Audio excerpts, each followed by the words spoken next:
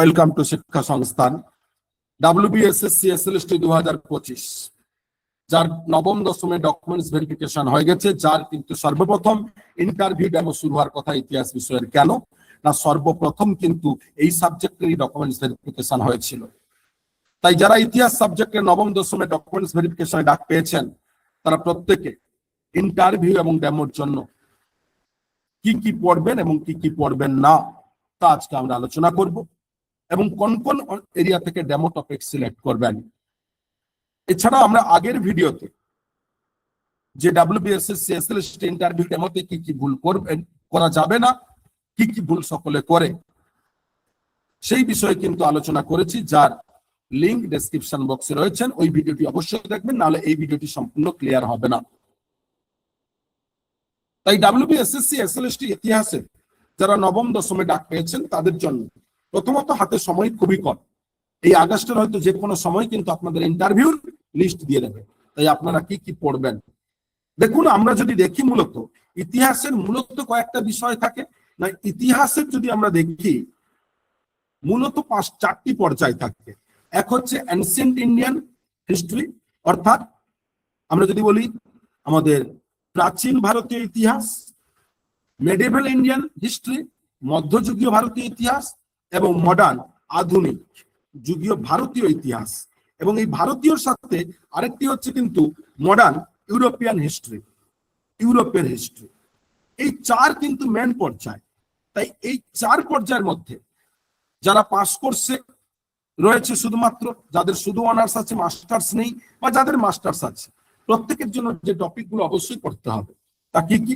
Number 1, নবম এবং দশমের বর্তমান যে সিলেবাস রয়েছে পশ্চিমবঙ্গ মধ্যশিক্ষা পর্ষদের, এই নবম এবং দশমের এই দুটো এরিয়ার ফুল সিলেবাস কিন্তু একবার হলেও কিন্তু প্রত্যেকে রিডিং পড়ুন। প্রত্যেকের বলছি বারবার, একবার হলেও কিন্তু রিডিং পড়ুন, ম্যান্ডেটরি। নাম্বার 2, এইবারে যদি বলি আমরা প্রাচীন ভারতীয় ইতিহাস থেকে কি কি পড়বেন না, প্রাচীন ভারতীয় ইতিহাস থেকে যে বিষয় এই মুহূর্তে অবশ্যই একবার হলে হাইলাইট রিভিশন দেবেন, হাইলাইট পয়েন্টগুলো দেখবেন, তা হচ্ছে আপনার প্রাগৈতিহাসিক এরিয়া থেকে, অর্থাৎ সিন্ধু সভ্যতা, হরপ্পা সভ্যতা। এই দুই সভ্যতা কিন্তু ম্যান্ডেটরি, এবং এই দুই সভ্যতার কিন্তু প্রথম থেকে শেষ পর্যন্ত প্রত্যেকটা ইনডেপথ ডিটেলস কিন্তু দেখবেন।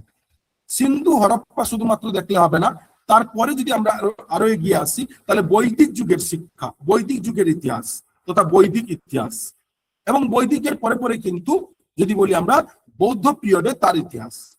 তবে এর মধ্যে কিন্তু এই বৈদিক এবং বুদ্ধ এর মধ্যে যদি কিন্তু সব থেকে ইম্পর্টেন্ট এরিয়া কিন্তু কি না, যে রাজবংশগুলো রয়েছে, এই রাজবংশের মধ্যে যদি আগে বলি আমরা কি না, মৌর্য ডাইনাস্টি, মৌর্য, নন্দবংশ, এদের কে কেন রাজা ছিলেন, কোন অঞ্চলে রাজা ছিলেন, মৌর্য, নন্দ, কুষাণ,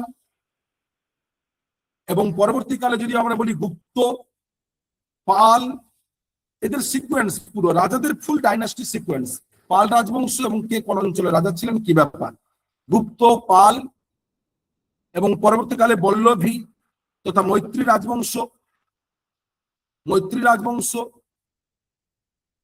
এই যে ডাইনাস্টি গুলো বলছি, এই প্রত্যেকটা ডাইনাস্টি কিন্তু খুব ভালো করে পড়ুন, এবং এদের সময় কে কি এসেছেন ভারতবর্ষে, তারা পর্যটক ছিলেন, এবং এদের অঞ্চল কি ছিল, ষোড়শ মহাজন পদ, ষোড়শ মহাজন পদ। এই এরিয়া কিন্তু কারোর স্পেশাল পেপার থাকুক না থাকুক, এই এরিয়াগুলো কিন্তু প্রত্যেককে বলছি আবার ভালো করে পড়বেন।